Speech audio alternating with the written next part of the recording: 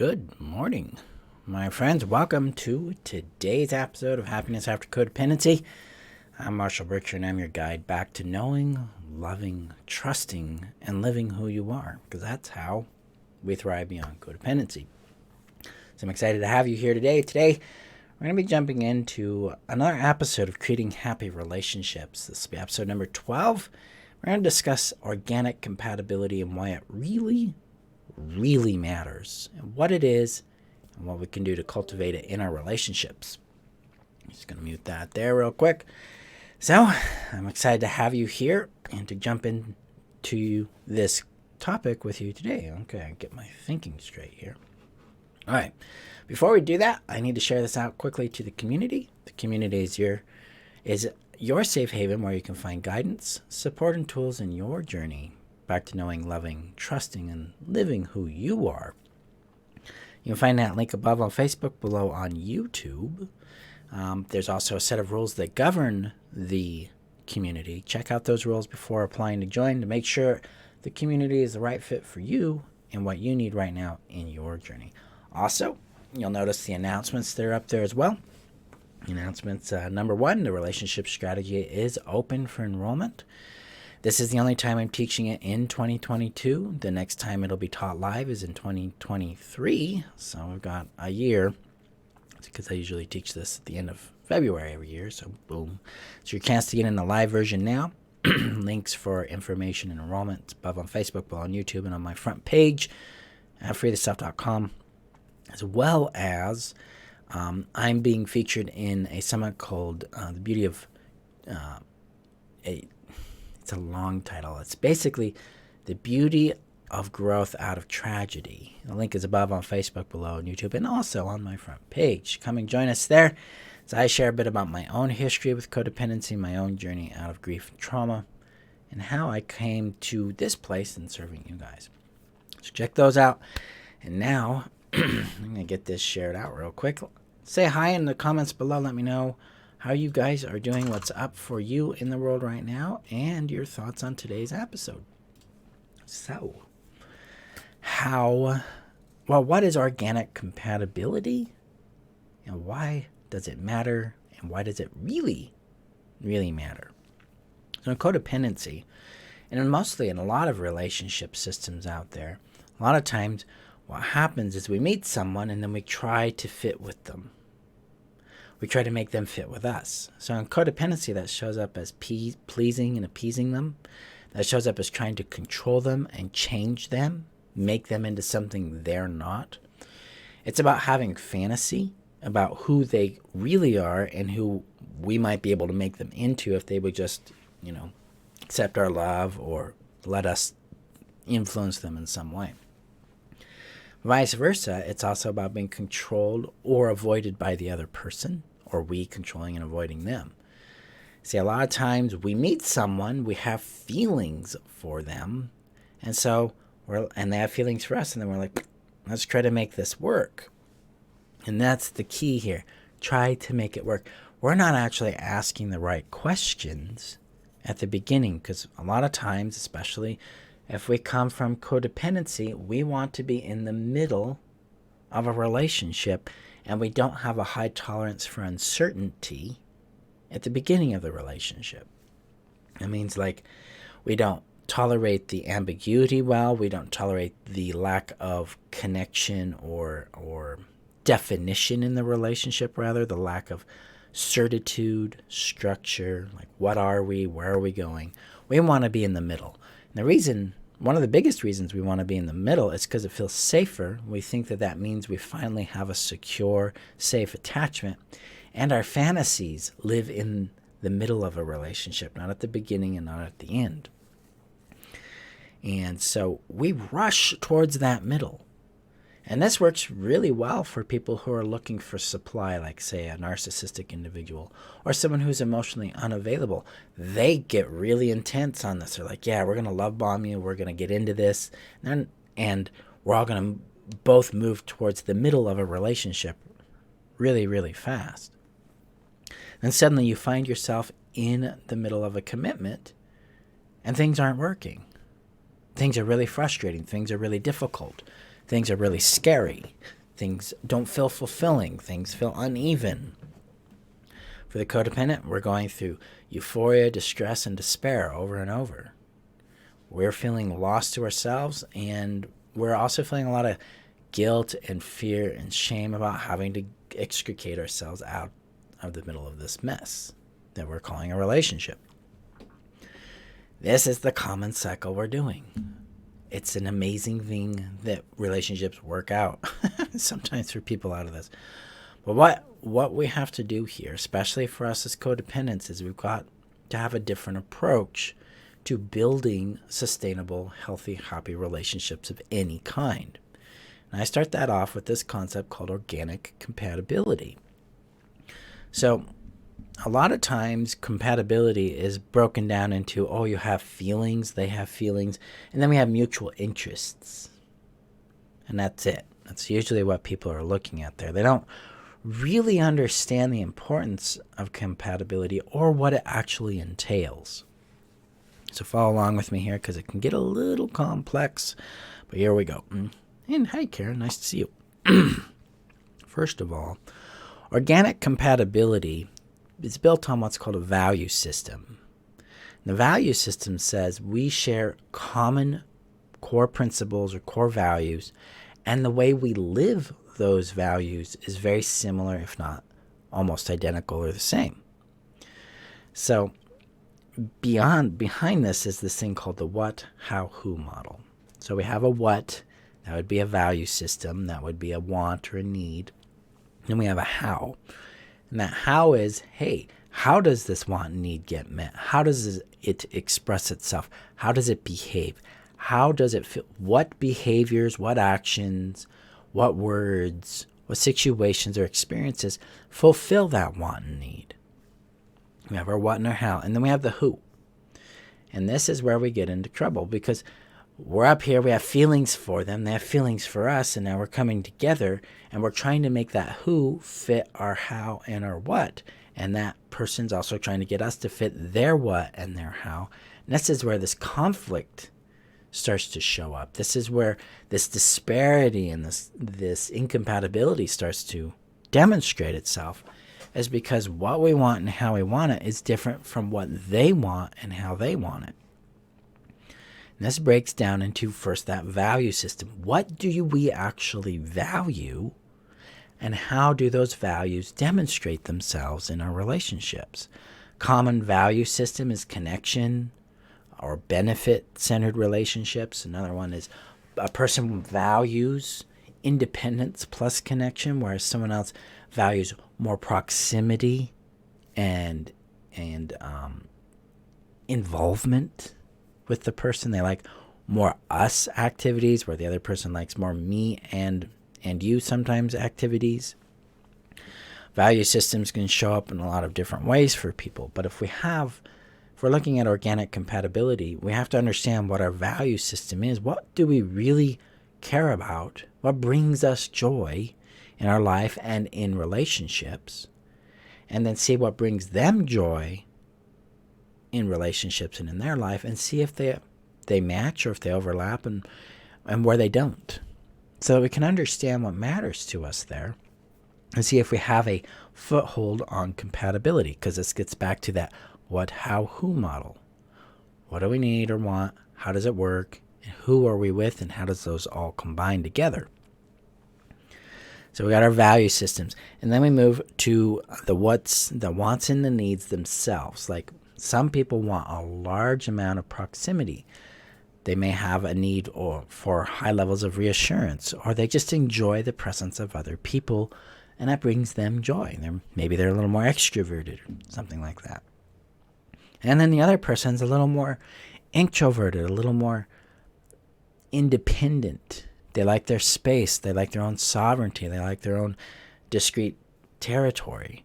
Understanding these things and then meeting each other where we can effectively can build a bridge between these differences. But sometimes they don't work. And we have to understand that. We discover that through the experience of how a person's want and need behaves and what we're able to contribute to it or not. So that's an example of how wants and needs might show up. More specifically, maybe we have a need for attention and particular kinds of attention, right? So we get into kind of like Jerry Chapman's love languages. How do we communicate love? What does that look like for us? Can we actually effectively meet and connect with the other person in that space where their love language is, and are they able to do that for us too? That's a signal of compatibility right there, if that's able to be done successfully 8 out of 10 times. If not, it's going to break down and it's going to become a deficit, and it's going to become very painful for people in that relationship. The next one would be rhythms. So in organic compatibility and in relationship, we deal with rhythms. We have a certain amount of emotional availability at certain times, more than not. More on this day, less on that day.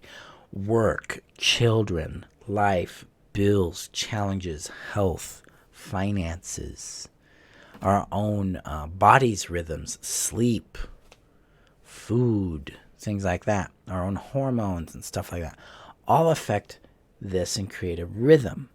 And what that rhythm shows up as is our emotional capacity for processing certain things. Like some days you'll have more energy available for emotional proximity and vulnerability. Some days you'll have less.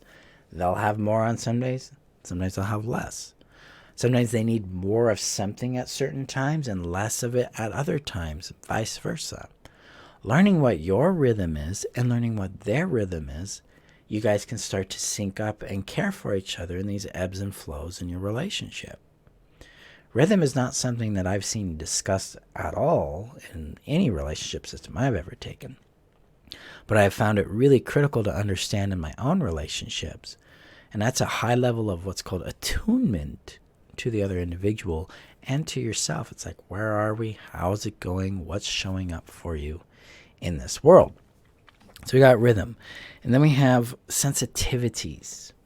This means things that words, actions, phrases, behaviors that carry weight for the individual, that ought to be approached in certain ways so that that person feels seen, loved, and valued, and that the relationship's trust and secure attachment is maintained.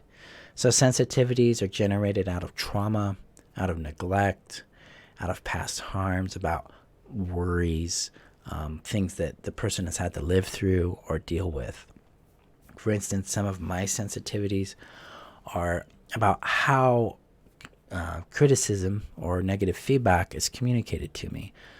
One of the things I ask people I have a relationship with is to ask my consent to give feedback or wait until I ask for it. That helps me be emotionally and mentally prepared for that kind of feedback.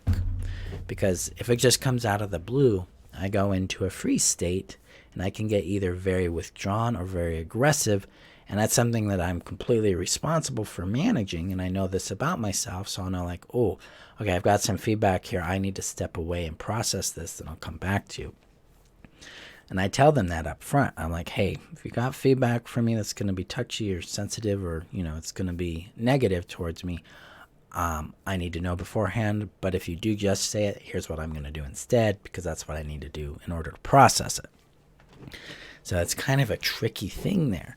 But that's part of these sensitivities, is learning what the other person, their history is, what they've been through, what is tender for them, and then working together to build ways to connect with that tenderness when we need to, right? And this can show up in other areas. Maybe there's trauma around intimacies or around emotional vulnerabilities or physical intimacies, that kind of thing. How we approach that matters. It's like, oh, okay, so they've had trauma in this area. What do you need in order to feel safe if I'm initiating something in this area? And then we can practice that and build that out. And same with, if I have a sensitivity in that area as well. This is what it means to really start honing in this organic compatibility, understanding what's going on for us in this arena. So we got our sensitivities there. Then it's about building bridges. connections between two different points. Differences, basically, because we're all going to have differences in relationships. They're part of what brings variety, expansion, and creativity to relationships. So when we connect to a relationship, connect to another human being, part of our work is to discover these things, these differences about us and them, and then work to build bridges or an understanding between them that you guys can work with that produces a sense of well-being, happiness, and joy in your world. And so from this component of understanding differences, understanding sensations and rhythms, value systems, how needs and wants work, we start to discover if someone has organic compatibility with us, which really fundamentally means we're able to shape the relationship together in a way that consistently produces well-being, happiness, and satisfaction for both of us. Then this allows us to build a relationship rhythm where we're able to see, love, and value each other in a very natural way that doesn't require a whole lot of work, a whole lot of frustration. It doesn't require scorekeeping or analysis. Instead, it allows us to connect and understand the other person, them to understand us, and we're always moving towards this understanding with each other because we're coming from the premise of discovery. We're curious about where they're at now, what they're feeling, what they're going through, and we're curious about ourselves. That allows us to accomplish organic compatibility. But sometimes these things break down. They don't work. You and the other person are different enough, or you have very different value systems, or how your needs and wants and their needs and wants do not work well together. That indicates organic incompatibility, and that's something to respect, because we don't start dating someone, just don't start developing a friendship or a relationship with someone in order to make it work. What we do is we start that exploration process, that discovery process, to find out what does work and what doesn't, and see if that's actually adding to our well-being and happiness. So we're approaching relationships this way from a very different angle. We're not trying to make something work. Instead, we're trying to discover if this relationship with this person will work based on its natural makeup, based on its design, based on the way it's structured. Sometimes there's tweaks that can be done to the relationship and the way you guys interact that improve that. But sometimes it's just not going to work because you're incompatible, and that's okay. So this is why organic compatibility matters, because for a relationship to be sustainable, it has to have an organic root, a natural rhythm and symbiosis where you guys can interact, a simpatico that helps you navigate attachment, conflict, intimacy, companionship, support, and play throughout your life together. And that allows you guys to succeed and grow. So that's why it's important to understand, hey, do we make sense to each other? Do we think similar, if not on the same lines? Do we get each other's humor? Do we understand each other's pain and biography? And if we don't, are we willing to understand that, build into that understanding? Are we willing to connect with and understand who they are, and are they doing that for us? If we're willing to build this kind of rhythm of understanding and care, we're going to get down the road. We're going to succeed. And that's what we're here for. So if you want help in this, you want to learn how to actually establish this in your relationships, to identify organic compatibility and build these bridges, understand your value system, understand your needs and wants and how they work, really connect to your own rhythm, come join me in the relationship strategy. We start February 27th. It's 12 weeks long. You're going to learn about organic compatibility, how to detect it, how to implement it into your world using the what, how, who method. You're going to learn how to build trust and reliability in the relationship using the 8 relationship bare minimums and the consent and privilege model of relating. And you're going to discover how to build rational organic commitment through the discovery over commitment practice. We're actually building relationships with people who are compatible, which leads to more satisfaction and more happiness in your world. So we start Sunday, February 27th. Again, it's 12 weeks long. Class lasts about 2 hours. Homework is about 60 minutes a week. It comes with unlimited or lifetime access to the twice-a-week live mentoring support group, where you and the other students in my courses, we all come together and we discuss what we're experiencing. You get guidance, you get support, you get celebration. You also get homework hours support. So if you want study hall format or you want my personal touch in your homework, you can come and ask me questions there, and other students as well. And you also get lifetime access to the Heal Yourself strategy, where I help you restore your safety, sanity, and sovereignty, which is the foundation for really helping you leap beyond your codependency. So that's included there as well. It's $12.50 for new students, $7.50 for existing students, and their payment plans available for those price points. The link is above on Facebook, below on YouTube. Enrollment ends February 25th, so make sure you get on that, because we have 20 seats open total. There's 19 available, so come in and join us. And let's help you create a relationships, friendships, any kind of relationship that has more compatibility, more fulfillment, more sustainability, more happiness and joy for you and them using this process. So be excited to see you in class. Go gently, my friends. I will see you in our next episode. Go out there, explore organic compatibility, see how your relationships mesh and how they don't. Get curious about why, and let's see what you discover. Let me know your thoughts on today's episode below. Have a great day.